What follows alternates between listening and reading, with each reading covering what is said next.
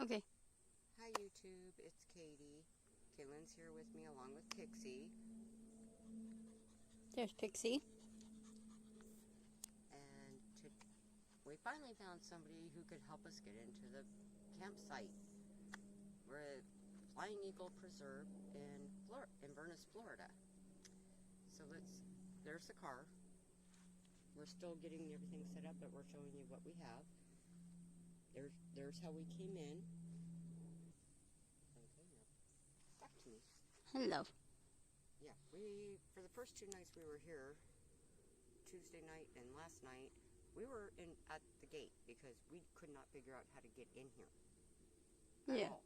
There was a trick to the lock that nobody told me about. Somebody from, I believe it was the State Wildlife Preserve or something like that. Yeah, he was from the Wildlife Preserve. He made sure we had our permit and then showed me how to get into the campsite because us being females, he felt we would be safer inside the locked gate instead of outside the locked gate. So we packed everything up and we came in here.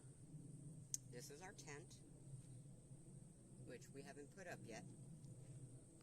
Over here we've got 2 coolers and our clusterfuck over here that we haven't figured out where everything's going, but we've got the power supply. We've got, this is our, let me cut in front of her real quick. This is the Coleman stove. You want to come around this way? Yeah. I'm going to turn it around real quick. But this is a propane 2-burner stove that was gifted to us. This hooks in over here. These hook in over here. And you can, it's got 2 burners where I can have my coffee going, the water going for my instant coffee on one side and her hot chocolate. I can make us breakfast or lunch on one. But we got this.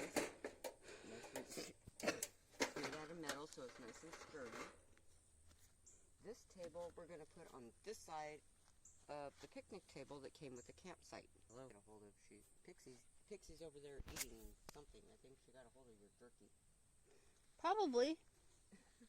But if you come over here, I got this at Dick's outdoor supply in Melbourne, where I work. But it's a collapsible water jug. Basically, if you turn it this way, you can fill it up, and it's a 5-gallon water jug. And when it's empty, you just collapse it down, put it back in its box, set it in its spot. So it's perfect. We got Pixie a bunch of different foods. We've got 1, 2, 3, 4 of the Rachel Ray Nutrish and 2 of the Benefals. This is a lantern, a flashlight, and a bug zapper that we can put in the tent. We've got 2 citronella candles. One is lit right now, and the other one will probably light later on. This is my coffee.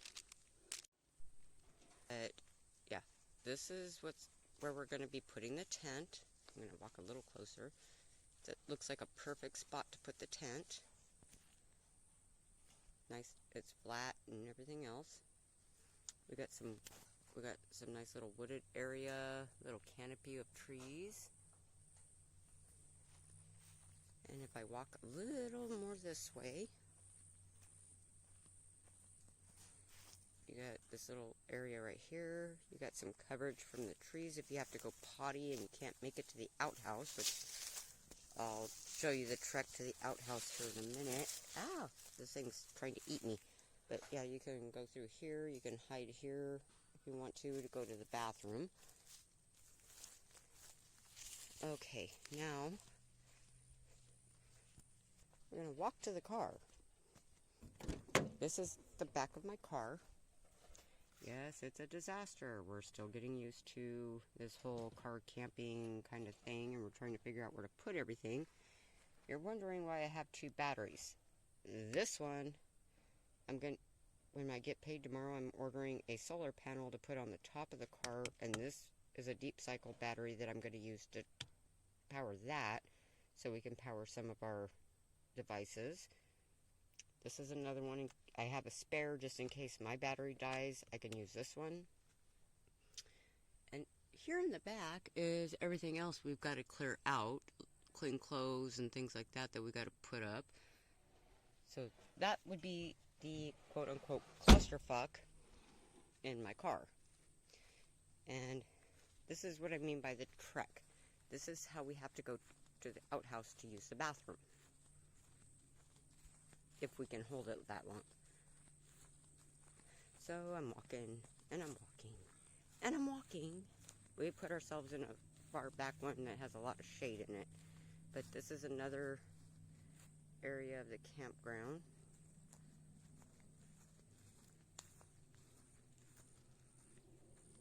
You'll notice it's very bright, which is why I'm not putting it on me, because it's very, very bright. And I don't have my sunglasses on, so there is that. But this is how we ended up coming in.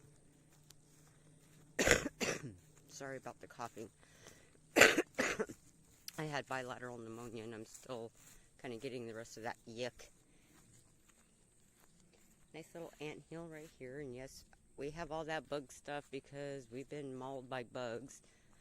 My legs are chewed up from mosquitoes, so are my arms. But this is how we go out. We have to walk all that way, and that is the outhouse. So you trek and you trek and you trek and you trek and you trek and you trek and you trek and you trek. You keep walking, go across a little one-car road, and you go through this little entrance right here, and this is the outhouse.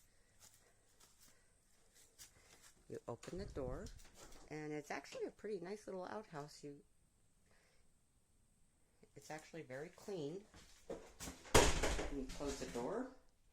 That's a little toilet, and believe it or not, it doesn't stink, and they give you toilet paper and everything else. So you have this little outhouse where you can go potty.